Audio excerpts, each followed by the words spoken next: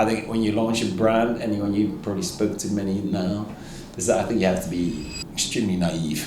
As head of marketing for the UK Red Bull, what made you leave and rethink the energy drink market? I just saw this health trend emerge, and I thought there just must be a better way, because I really love the brand, or aspects of the brand, but I actually got disassociated with the product. I thought there must be a better way, and then it's like, I thought, okay, quit what y'all, venture that on my own. There was like common data that about 80% of the people that drink energy drinks worried about two things: artificial ingredients, and they worried about the high sugar. So I was like, just take those two, have an energy drink that is 100% from nature and low calorie, and it'll sell itself. We want to also show that nature is way more powerful than what you can make in a lab. And the very first ad of Red Bull, it was a radio ad that went something like, "Hey, what are you drinking?"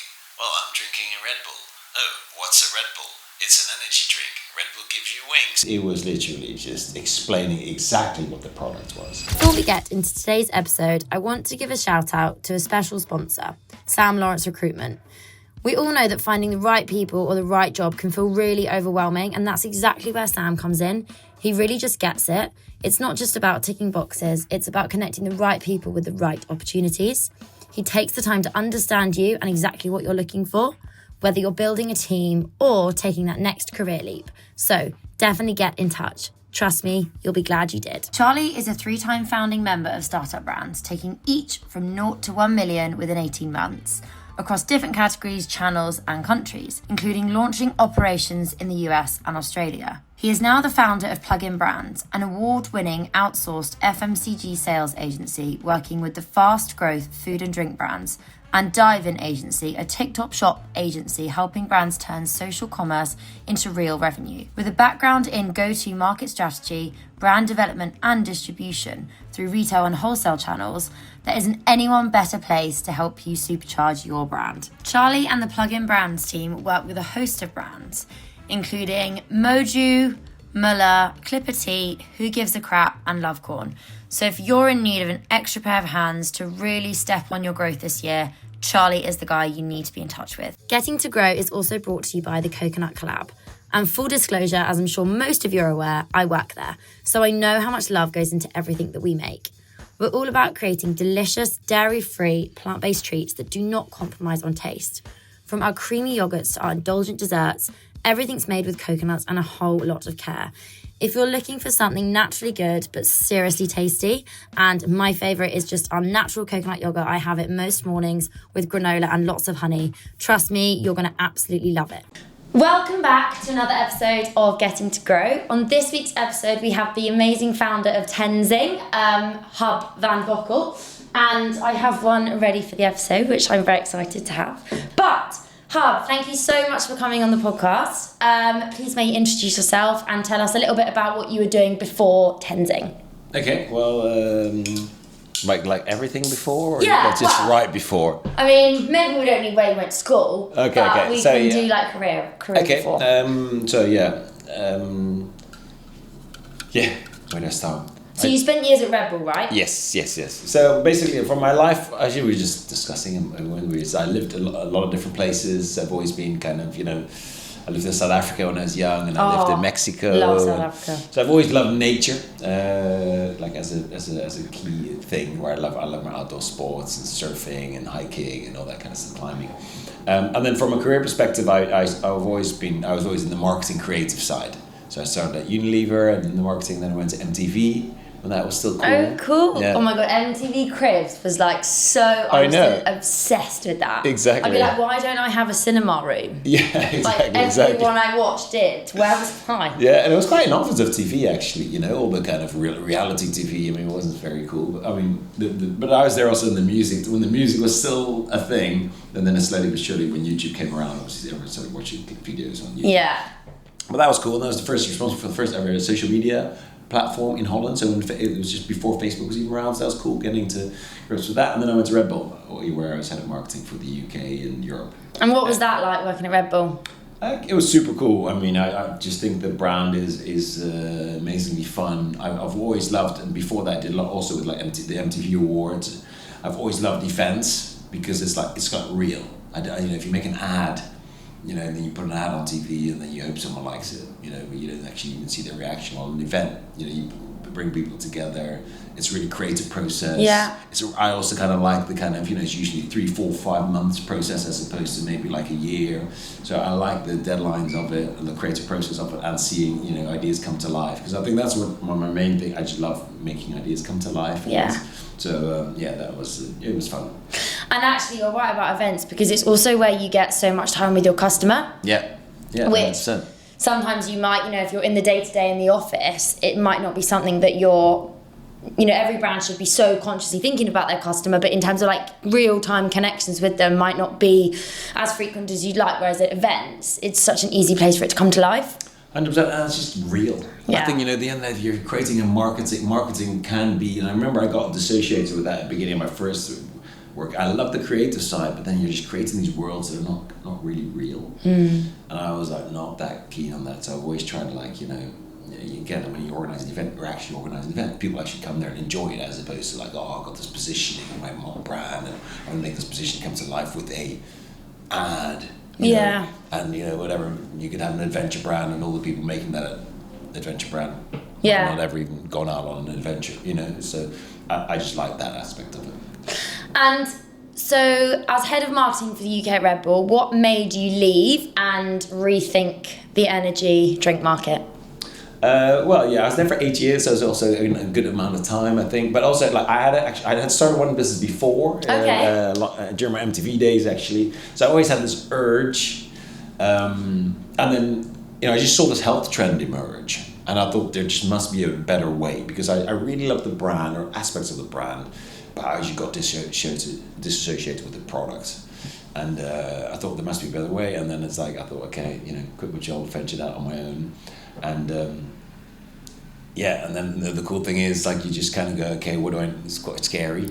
Terrifying. You need two things, realize quickly, of course, a recipe and a name.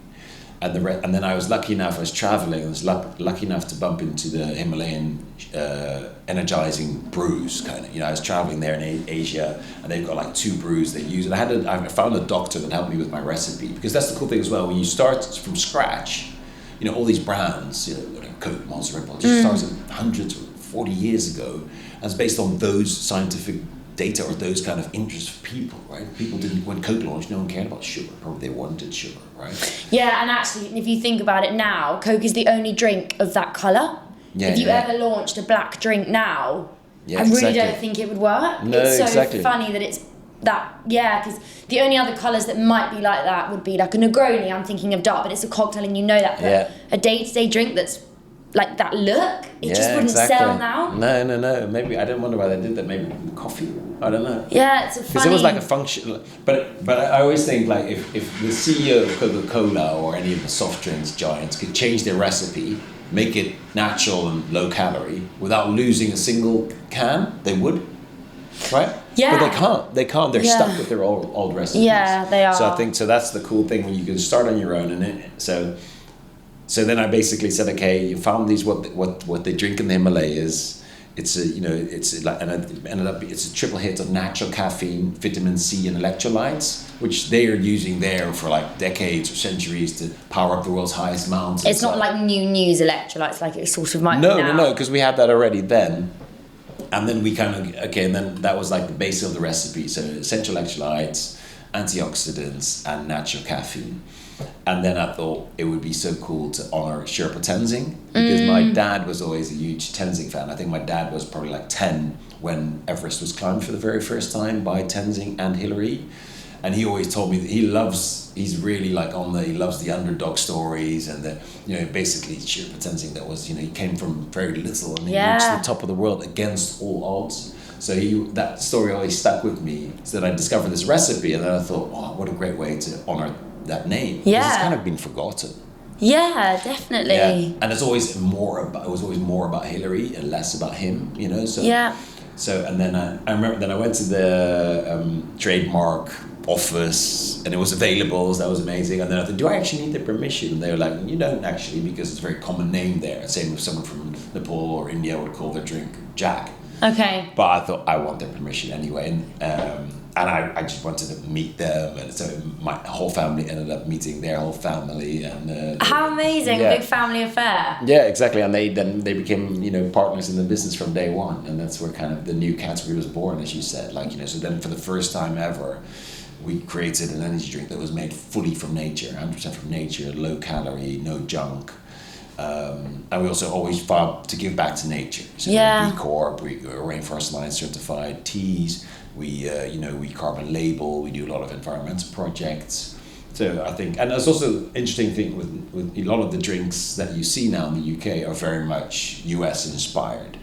Basically, I would say all of them. You got the hard seltzers, or even the seltzers. La Croix was first, right? Or you got the CBD. Yes. Or you got all the The fiber drinks now. the fiber drinks, the hip hop or whatever. They're all from poppy, and Yeah. But there was no such thing like this, because I was obviously very close to this market.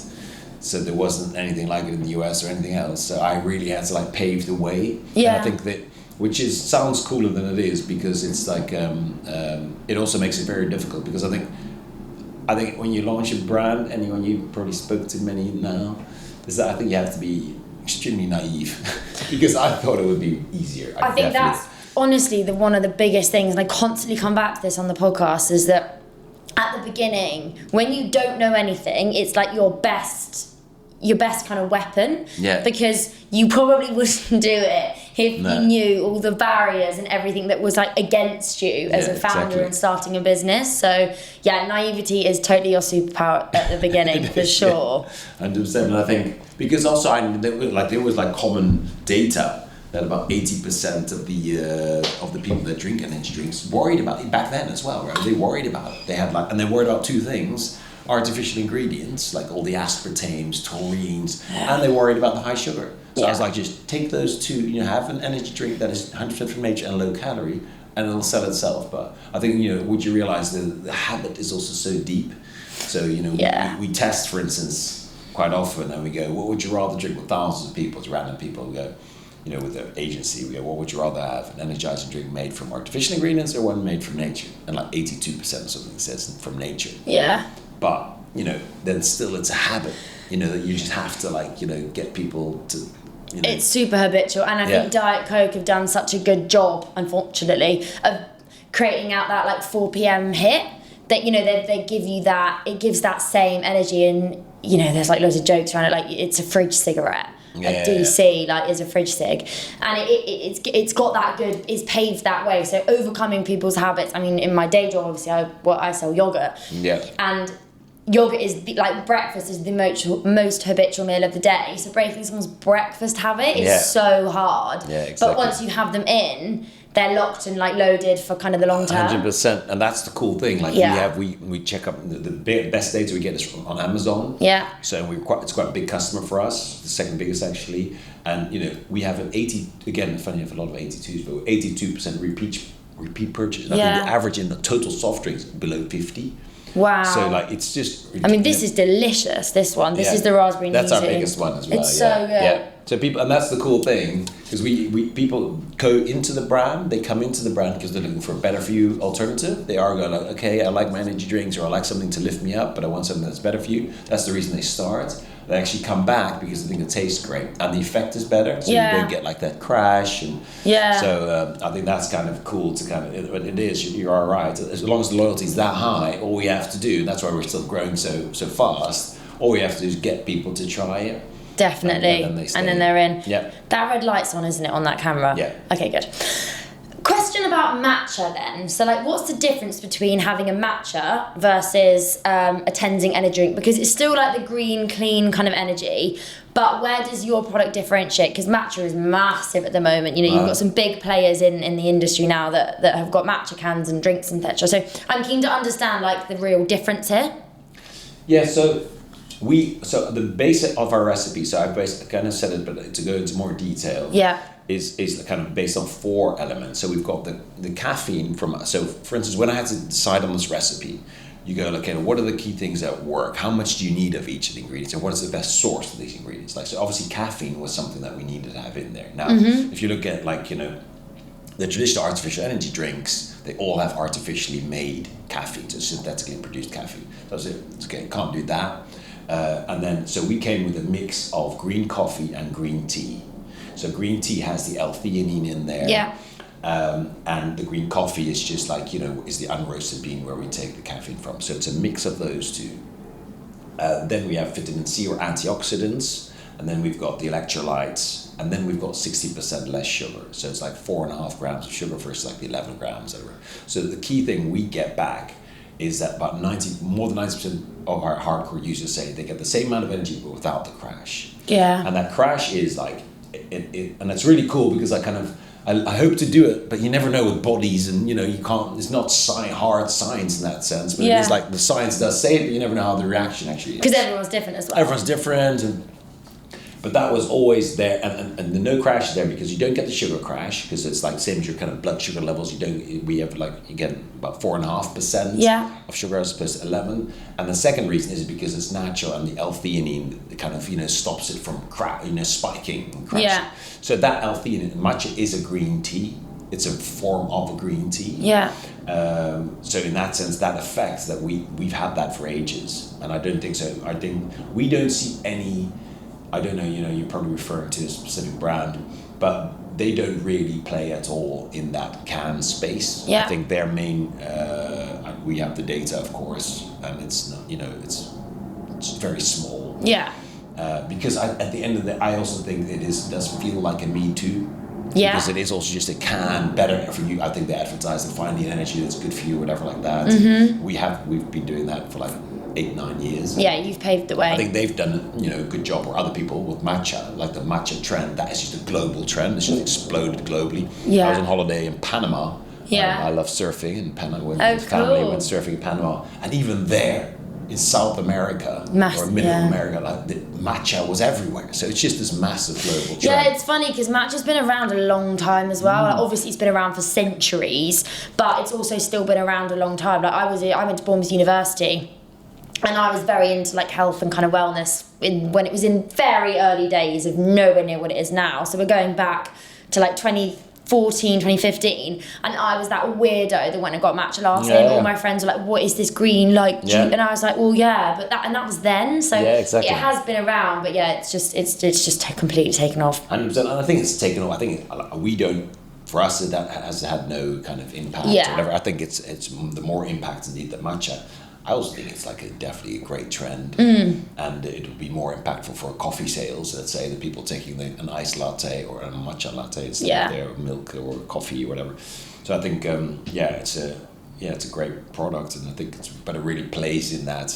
It hasn't really kind of come over into the can space or the energy space. Yeah. So do you drink coffee? I drink 1 coffee a day. Okay. I also just like the flavor in the morning. Yeah. So I've really fixed morning habit. Okay. Just like, cold porridge with I have nuts and then blueberries, and then I have like 1 oat cappuccino in the morning. And then I have like a Tenzing when I come to the office, and then depending on how I feel the day, I either have 1 more post-lunch or sometimes pre-lunch I have another one. But so 2 Tenzings and 1 coffee. But I'm very caffeine sensitive actually, so I don't after 3 I never have a Tenzing or any coffee or any caffeine. Yeah, it's funny. It used to have an effect on me, and now it doesn't. So I'm like, I must be knackered for coffee to not. I must be running at 100 miles an hour because I get 3 p.m. and I can have coffee in. Yeah, no, but I mean, my wife, she just has. Sometimes she's like still working till late. She has a Tenzing at 10 and sleeps fine. Like, I don't do that. It's very again, it differs massively per person. And if you could sum up Tenzing in 1 sentence, what would that be for you? In 1 sentence, well, we say life's too good for bad energy, which I think is a nice way. We've said that for a long time, and I think it's all about that's just 1 sentence there, but it is like it kind of sums it all up in a fun way. Because also I think what's really nice about this is still my 1 sentence now. I'm doubting myself. I'm going to continue, but if we 1 sentence, life's too good for bad energy. Yeah, and then I'll explain that. As in, it has multiple elements, of course, because, bad energy is the old artificial energy, and we say, you should have good energy. But also I like it because if you think about the traditional artificial energy drink space, it's like, I feel it's quite 90s marketing now. So it's like, it's always about the individual. It's always about that Formula One driver. It's always that extreme sports athlete. Effectively, it's sports you watch. Like, you don't participate in a wingsuit flying event. Right? Or a Formula One. That's just 22 guys and, no one else does that. Yeah. While we've always been about the community. So from the beginning, we again, like I said, we organise climbing events. So we've been big in the climbing community. We organise even little events where just get people into climbing, or running events, or like all the things we do is about community. If you look at our kind of Instagram, there's no fake actors there or like extreme athletes. There's all just community. So we go, we do with Maverick, we do Tenzing trails runs. I don't know if you've seen them on our Instagram. Definitely. That was kind of where I was going with my next question, was like, your community is amazing. Like I always see you attending like run clubs and so much stuff. You put together your own run club. Yeah. And climbing especially, and I think that's really interesting because that's something that's not like it's not necessarily, it's not like paddle where it's like blown up and everyone's playing bloody paddle, but it's a sport that I think people are very dedicated to. And it's hard work. I've done it once and there was a lot of Tenzing around and lots of your logo, but my God, the next day my forearms, I was like, what is that pain? I didn't know I had a muscle there. Yeah, exactly, right here, exactly. I was like that, I just remember that being agony. And it was in Vauxhall, I think, the place. That was our first place we were available, one of the first ones, Oh, really? Like, in kind of in the arches? And your logo, you're still on there, so every time I drive past, I see it. And you do so much with the community, and I think, well, firstly, that is the way you build such a loyal following, but also it's the way the marketing world is going. Yeah, exactly. And it was really quite funny as well, because I started, obviously this kind of, I didn't expect the drink, of course, when I started. All I knew is I wanted to be from nature, for nature, kind of. That was my that was my kind of rough idea. And low calorie, obviously take out most of the sugars.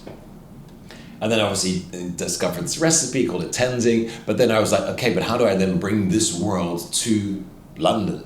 Because I remember the first activation, or the first money I ever spent was on bins in Nepal, because I was speaking to the Tenzing family, and I don't remember, but there was a lot of news at the time about being very littered on Everest. So I just called him and I was like, this news came out, is there anything that we can do? Because as you know, that we've, to discuss this together, how can we also make a positive impact on nature? And then we started building bins on the way to Everest, which was the least cool or whatever thing you can do if you're building a business in London.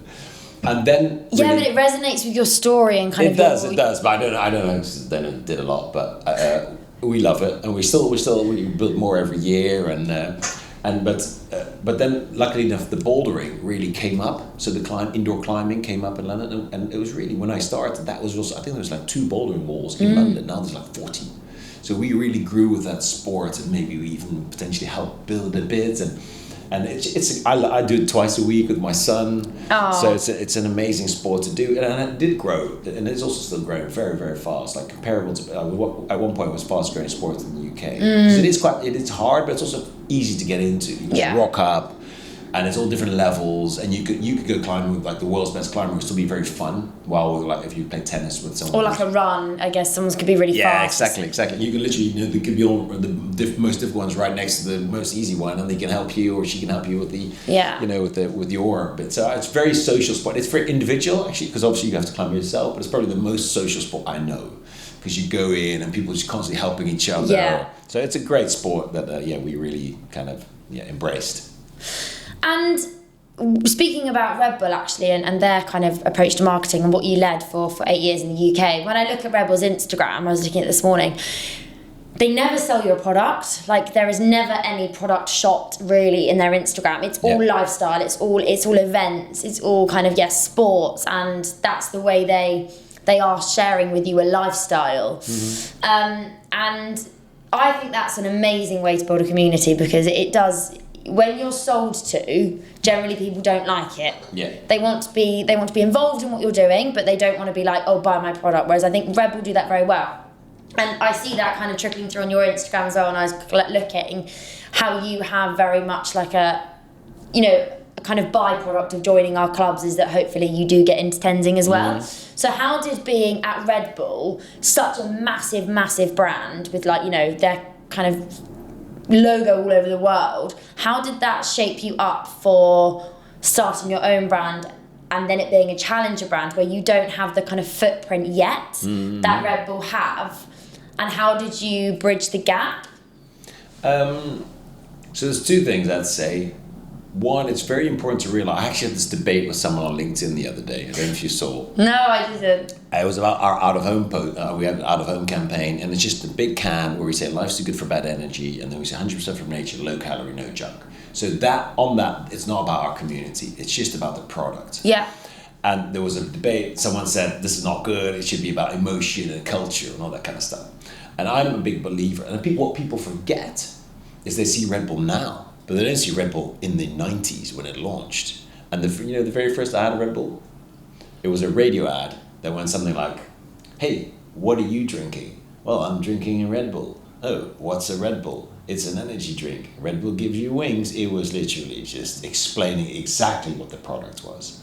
And I think people, and then the first Formula One team, they only did that after they sold like billions of cans. Yeah. Right? So people go, and that's where a lot of mistakes are made. With like, I'm a founder and I'm going to start a community. Well, you've got to also make sure that people understand what your product's about. Yeah. So you've got to have the order right. I genuinely believe that it starts with your product. Like craft beer. Like, it's like we're in that sense, beer was all about whatever, James Bond or football. And then the craft beer came along and said, no, it's about beer again. Let's craft real beer. Yeah. That's what we did effectively in the beginning. Yes, we embraced these communities as well, but we also talked together. There's actually, there's electrolytes from Himalayan rock salts in there. There's like, we don't add artificial vitamin C like even Innocent does. It's just like they add artificial vitamin C's to their to boost. But we have like acerola cherries in there. Like, so we take our products very seriously. Yeah. And I talk about that because, again, the other artificial energy drinks can't do that. They can't go, hey, we just, we cooked up another nice batch of aspartame in our factory, and like, Ooh, delicious. So they can't. They have to talk about lifestyle now. Yeah. So I think don't be, as a founder or when you're starting, don't think, oh, that's what I kind of baked it in. You know what I mean? So we did start with those small communities, but in the small communities like bouldering, we also talked about our products a lot. We sample and we talk about it. So I think that's extremely important to kind of really focus on the product as well in the beginning. I think you're so right, because actually that's a bit like ultimately the lifestyle stuff does come later because you brand build. But if you get the product wrong at the start, you never get that opportunity to brand build later on. So you have to be also be ensuring that people want your product and like it. So you have to do that like market research testing, which is telling people about the product. 100%. So it's a bit of a catch-22. It's very it is. Yeah, it's hard. So it's like I've always thought if I were to name my drink, like Vita Coco had a good balance in that sense. Where the market just didn't become big enough to be multiple players, and they won kind of, But I think, they do smash water, coconut water. Yeah. But they were quite like, it was like very clearly coconut water, right? Well, with me, it was always about Tenzing and then natural energy. So I had a lot of explaining to you in the beginning. So I made my life a bit more difficult in the beginning because it wasn't like, if I could call my drink, whatever, natural energy, whatever we call it, come up with a better name now, but something that's very close to. Yes. Then in the beginning, it would have been way more easy. But then, we've had hundreds of people copy us. And that would have been way more difficult to keep our kind of, if we would have just called it natural energy, another one would have done that, then you just take it away from each other. But now we've had this loyal, we've built that loyalty, we've built that brand awareness and that brand love. So you're right, it is that kind of difficult tension. You're building a brand, but that's on the long run. You got to think about your product first, yeah. And you recently got B Corp. Yeah, well, already, really early on. I think we were one of the first. Well, I think we were the first soft drink for sure in the UK. Wow, to get B Corp. Yeah. And B Corp's it's a funny one. I'm still like learning a lot about it and getting my head around it, and whether it's like a bit of a greenwashing term to like have a B Corp. Is it a tick box for businesses now, or because it's hard to attain this like certification? There's a lot of kind of process you need to go through. Or does it genuinely have a positive impact on the business? Look, I think this is one of the most. It's one of the talking about greenwashing in general, not B Corp now. It's such a horrible topic, nearly, because on the one hand, it's good that, let's say, media outlets or yourself as a podcast host is skeptical, right? Because if you're not skeptical, then people could just slap stuff on their cans or on their products. But if it just turns out to be too skeptical, no business will ever do anything. And I found that a very kind of bit frustrating, to be honest. We did a qualitative research the other day, or like a couple of years ago, and people that didn't know Tenzing at all, and they turned around, and we've got on our can, we're B Corp, carbon label. I was just literally looking at this. And this one guy, and he had just seen Seaspiracy. You know, I don't know if you know that one. Oh yeah, we know that one. Yeah, and they go, he goes, if they've got this on the can, that means they're worse. This probably means that Tenzing is worse for the environment, you know? So it's like, it goes so far, it's frustrating. the greenwashing theory, that you might as well just not do anything. And I think if I look at B Corp, they're very strict. And what my personal biggest takeout was, because I was very environmental focused, and actually B Corp has that as well, but it's also way more wide. It's also like, for instance, it rewards. I used to live in Holland, or I used to live in the UK, then lived in Holland for a while, and then moved back to the UK. I got more B Corp points as when the CEO or whatever is in the country. Of course, and okay. I actually think it makes total sense. Like, if there's some CEO who's running this business from a different area, so they've looked at it in very, very great detail. And it's like, how many people have shares, or how many people have this, and and I think it's really good on all those elements, and I think they're even making it more strict.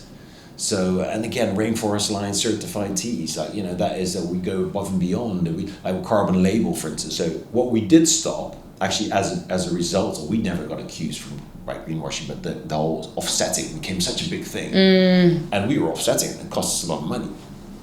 But then everyone was like, if you're offsetting, then we're greenwashing. Then okay, we'll stop. So it's like as someone who's really passionate about it, as you notice, it's like but again, it's hard because if you don't challenge it, it's trying to find that then balance. It's like then everyone will just slap it on. And I think because people that don't have time to do due diligence, you can't go to a drink and go, hey, is this all? So it has to be you have to be critical but not skeptical. And also, so many customers say that they're sustainably focused, and that's a really big priority for them when they're shopping. Yeah.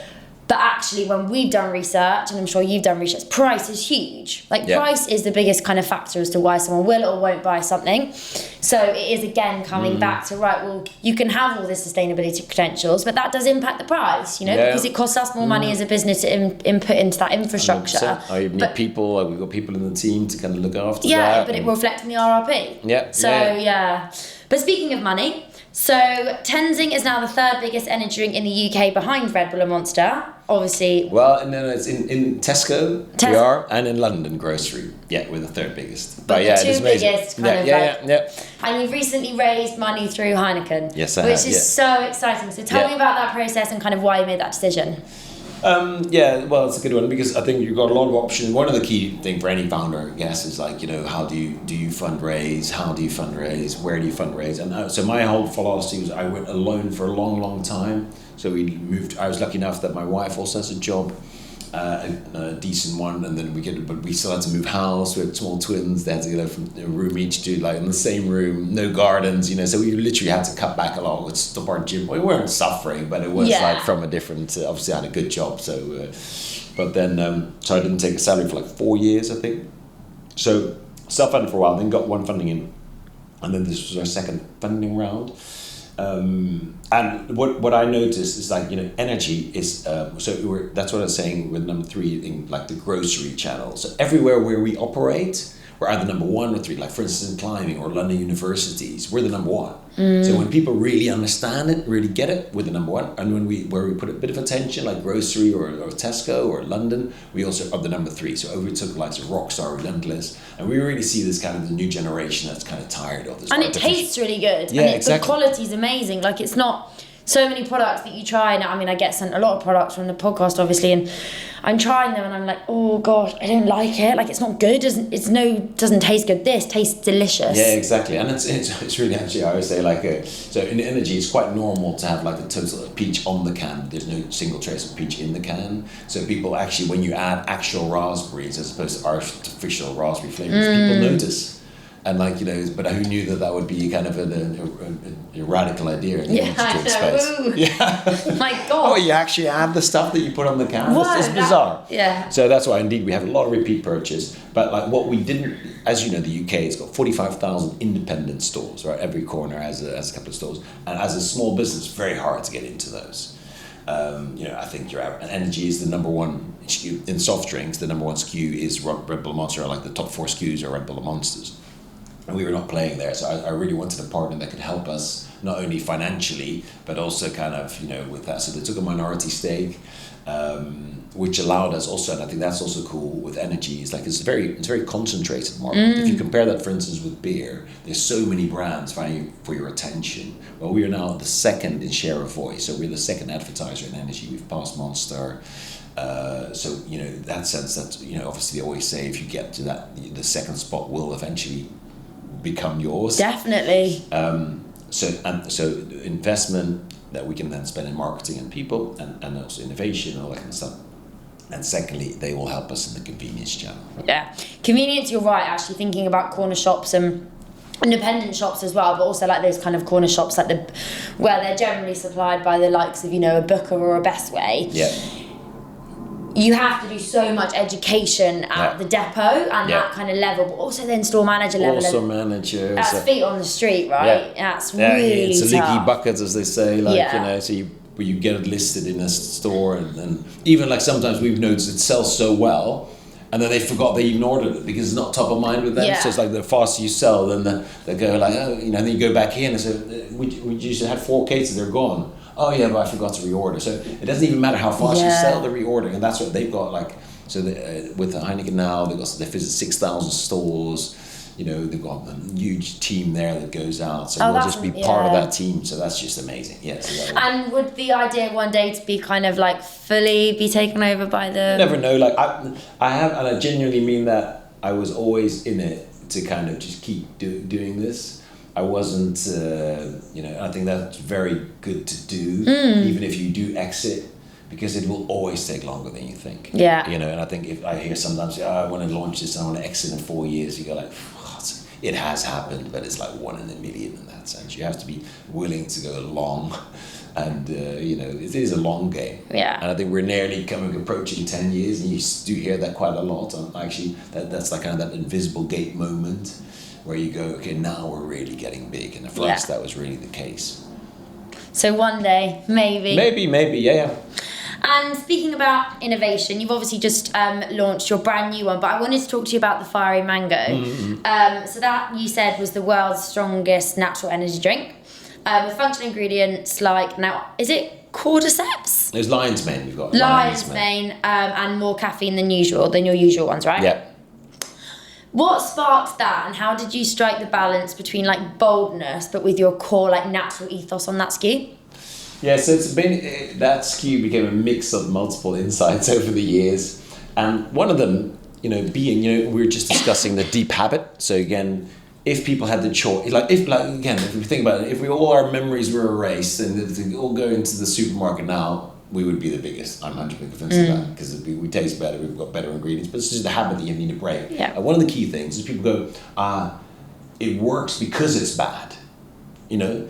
So, and the natural can't work. I need an energy now, because you were talking about, you know, decisions before, like, and price is number one. And energy, price not number one, I'd say, does it give me energy is your number one, right? So, and indeed, you're right, the sustainability angle is more like your repeat purchase, but not the reason to buy. So we were like, we want to also show that nature is way more powerful than what you can make in a lab. Yeah. So we found all these like strong ingredients. So we had like, again, natural caffeine, we had the L-theanine, so our base recipe was still there, but we had lion's mane, we had vitamin D, magnesium, and we called it supernatural energy. And we also, and that was one insight, and the other insight was energy drinks actually perform quite, you know, not as good in the winter time, and that's when you need most energy. So, and I actually, so we did a lot of research. It took about 2 years to develop this drink. Wow. And you know, when you feel really low on mood and energy in winter, that's actually a vitamin D shortage very often. And we all get vitamin D shortage, especially in London, because you don't go out enough, there's high buildings, there's hardly any sun. And then again, if you have vitamin D, it doesn't work. You need magnesium to activate that vitamin D. So we did all this research. We talked to a lot of nutritional doctors again, sourced it all from nature. We got vitamin D from pine trees. We sourced our magnesium from the Irish Sea. Wow. Lion's mane is of course lion's mane, so that's just from nature. And then so it was kind of our winter edition. So that's why we fiery mango, fire up your winter. And it was really funny because we launched at the exact same time as one of our old school artificial ingredient energy drinks players. And when they also had a winter edition. And the only difference was they added an artificial dye, like they made it blue. So it's the exact same recipe, but they made it blue. And I'm like, that's the difference, I think, with like new energy and old energy. They don't care what they put in there. It's like all price related. Yeah. And we just actually went above and beyond and said, what are the things that you actually need in winter? Yeah. And so that was the key insight actually. And that's a delicious one, actually, Freddie. Shout out to Freddie. Yeah. He sent me a couple of cans, and I really like that one. Yeah, it's a really nice one. We're actually going to now relaunch that in Tesco in a bigger can. Okay, like they're larger 500. Ones, yeah. So then it'll be the same caffeine content as a Tenzing, but it'll just be more. Yeah. So, but it's still more caffeine, but it'll be the same caffeine content, let's say, in Monster. So it's just the double of the 250 ml at the end of the day. But yeah.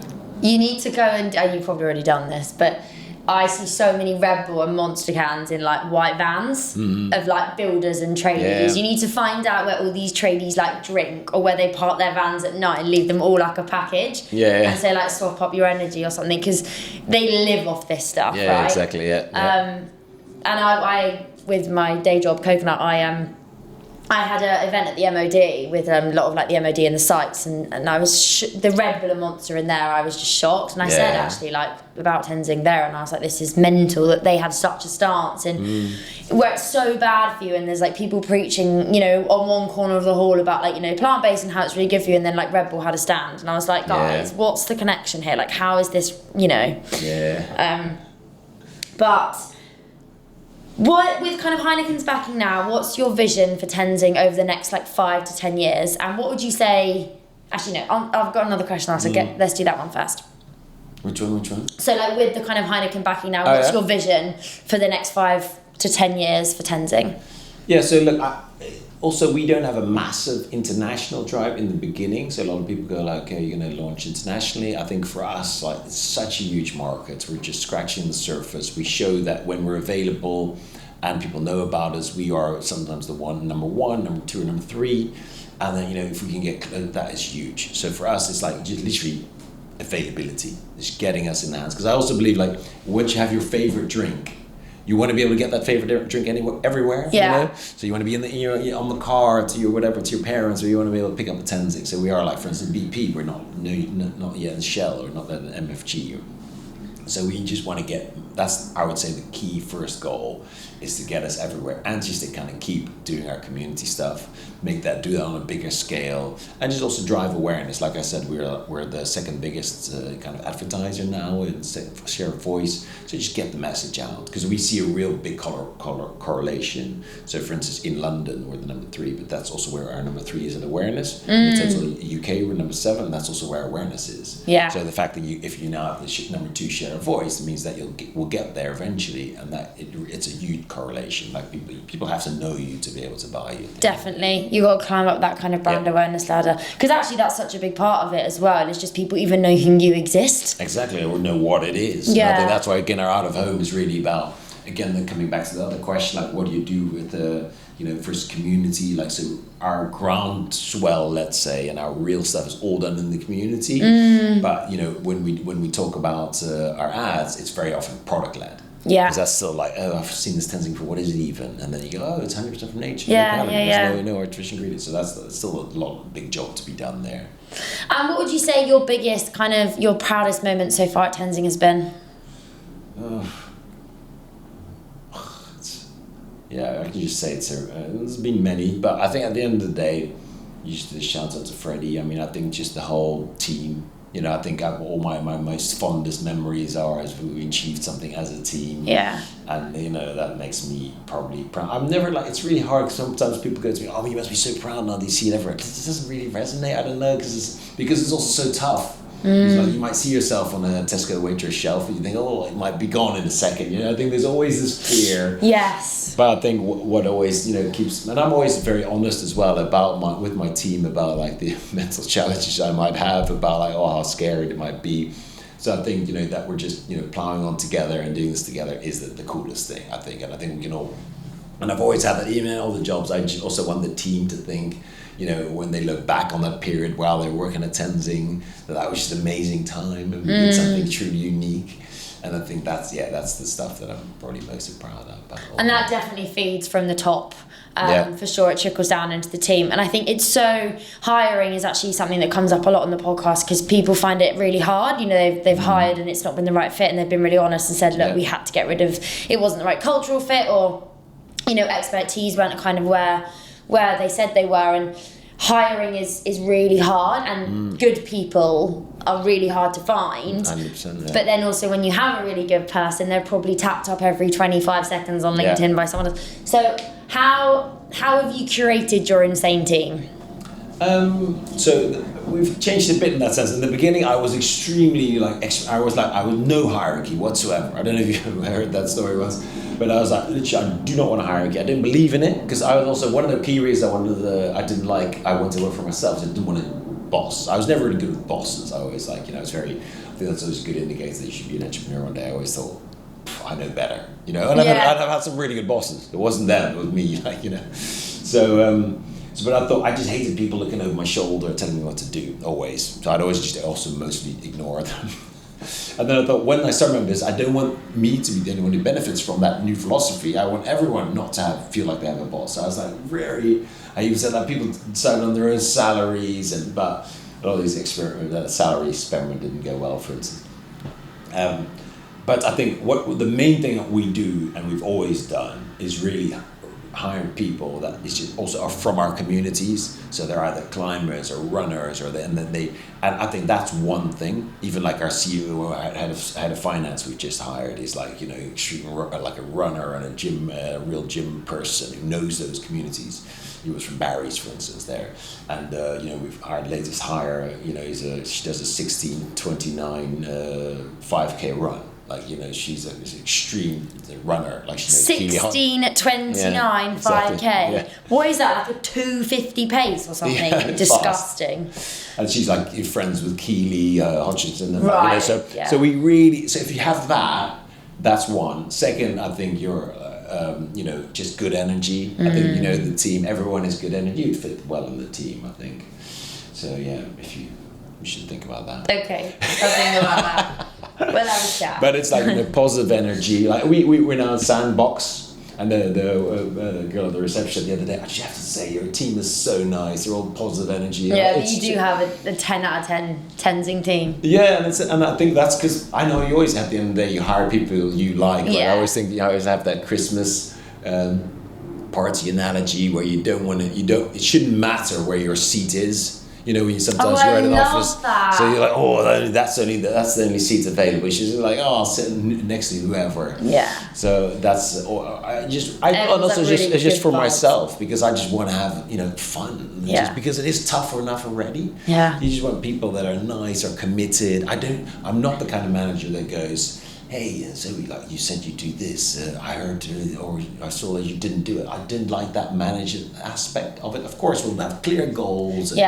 But I don't want to be chasing or any of that kind of stuff. So they're all self-starters. They're all positive energy, and they like to get things done and make an impact themselves. Yeah, they are. They're a shout out to your team, because I do. Yeah, every social that we get together and stuff, they're always we have a lot of fun. Yeah, exactly. And they say Jack, for instance, been with us from day one. Yeah, Jack's Fred is great. there for 5 years now, whatever. I know. So it's people, when they enjoy it, they love it. Sometimes it is sometimes the rotation is high, because I think you have to fit in that bit. So we try and we diversify a lot. We've got a lot of different. We've got 7 nationalities maybe at the moment, so it's it's a diverse group, but I think as long as you have all that the same, it doesn't matter. Definitely. And your biggest failure or your biggest mistake, and kind of what you learned from it to date as a founder? It's hard to pinpoint one failure. I would just say the moment when I was in the deepest moment of my life, actually, it was COVID. So obviously we just started, we just had funding landed, and we had, we were big on activation, so we called them the Zing teams. We had 25 students, we had someone who managed that whole student team. Of course, we didn't know what was going to happen, furlough, and I had to let a lot of people go from that team. I was just crying over Zoom, letting people go. Yeah, it's hard. I went really bad. I couldn't sleep, and I was in a bad way, to be honest. So I think that's it's not a failure as such, because I don't know how I could have done it much differently, but. And looking back, I wish it wouldn't have affected me as much, maybe, or wouldn't have felt so guilty about it, but yeah, that was definitely the lowest point. And we just made it through. We were really lucky in that sense. We were lucky that we just got on Amazon about half a year before COVID hit, so we were already kind of establishing, and then all the people, because we've got such a loyal fan base, because all the places where we were closed. Yeah. All the gyms, everything, all the offices, unis, that was our big, all the, the channels just disappeared. City centre stores, we had nothing. We didn't hardly had any four packs in the major grocers. We were all impulse. But we still managed to grow 5% in that first year of COVID, because everyone just shifted to, we didn't get any new people in, but all the people we had just shifted to online. Yeah. Which was pretty amazing. So that was at the end, we might survive this, and that we did crawl out of it. But so many businesses didn't, so kudos to you guys, because it is, so many businesses didn't. And I think, I've spoken to founders on here that started a business in lockdown, but they're not coming on to talk about that business. They've had to shut that one, and they had a new one. Yeah. And if Tenzing didn't exist tomorrow, what do you think the world, your customers, would miss most? I actually just think the drink. People it's literally because it's sometimes when we take one flavor out, people get quite. Hey, where's this going to get emails? Yeah, exactly. So it's I think because it's such, and there is not a lot of replacement for it. And funny enough, because all the people that copied us over the years, they never really dared copy the taste somehow. I don't know. Maybe I shouldn't say this because it's so low on sugar, without any artificial ingredients or any kind of flavoring, sweeteners. And it's quite, so that people then tend to go, or they start to use other ingredients. So I think just our drink hasn't, I don't think, been really copied yet. So they would, we actually ask that. We go, okay, what would you drink before?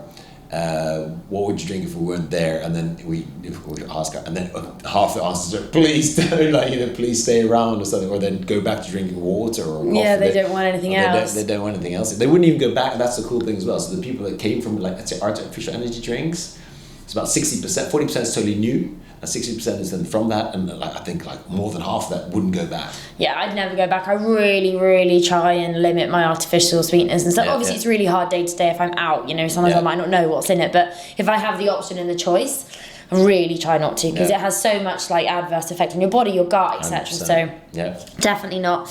And one thing to kind of close the episode, energy to me, and I know we spoke about good energy and bad energy, but think maybe something kind of different for this one.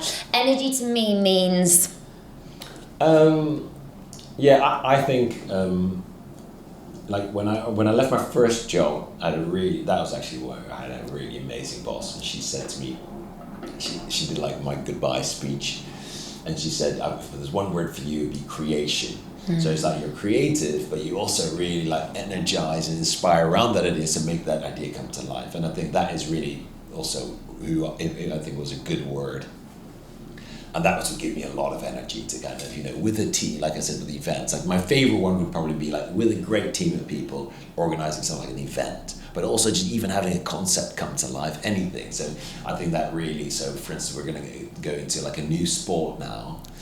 And I was really enthusiastic about that. Now the plan's there, I've got the whole team. I might just become a broken record. Oh my God, Tenzing, you've got to have an F1 team. Well, no, never. I think that we've got to No, it's just this is rubber, it's just petrol, it's okay, yeah, but you could do it, we can make the clean energy car. No. The electric F1 games. Nah, it's never gonna happen. I only want to do outdoor sports that are fueled by people, not cars or petrol. Anyway, but this is another sport. And then getting people enthusiastic and then making that happen. Yeah. That's my most positive energy. Yeah. I just thought of one more question because I want to ask, in terms of the Red Bull, are you still in touch with anyone from Red Bull now, and are they kind of like in your ear being like, well done, this is so amazing what you're doing, or is it like you've kind of copied, well, you haven't copied them because yours is way natural and better, but you know, that kind of dynamic, or? No, not really. I still have like, you know, friends from there. Some of them have left, some of them are still there. I always think, you know, if you do something like this, you know, people that liked you then will like you still, and people that didn't like you will maybe like you a little less. Yeah. So, you know, I mean, what it was really, I had to think of it the other day. I was like, I remember when I started my first job, it was a Unilever. It's a big company, and we were like always growing. And I remember I always been quite left leaning, and I was thinking, why do we always have to grow? You know, it's going to be just good to, like, you know, just make more impact on the world. Or why are we always worried about this growth so much? And then you kind of go into like your own startup, and it's like the amount of people that want to just kill you is just amazing. You know, big companies are trying to get you out of, you know, listings. Smaller companies want to take your space. It is really relentless. It is relentless. So look, if they want to try and, like, you know, of course stop me, that's obviously what happens in this world, and I will do my best to, you know, to offer something that's truly different. And I think, look, they're so big, and we actually see, because we bring so many new people into the category, I don't think we're a threat at all to them, and I would be surprised if they would see it that way. Yeah, I agree, and I think your passion speaks about anything, and ultimately people buy people, and I think what you guys are doing in your team and what you're spreading, the energy, etc., I think no one's close to you, so no, okay, definitely. Well, just before you go, I've got a Getting to Grow cap for you. I know you have your very cool collab with Arc'teryx, which unfortunately this is not an Arc'teryx one, but it is a brand stamp one, and they're very cool. So this one is for you. Thank you very much. Thank you so much for coming on Getting to Grow. There's like actually so much more I want to go into. So maybe we'll do a 2.0 at some point. Brilliant, yeah. But yes, thank you very much. Thank you. It was great being here.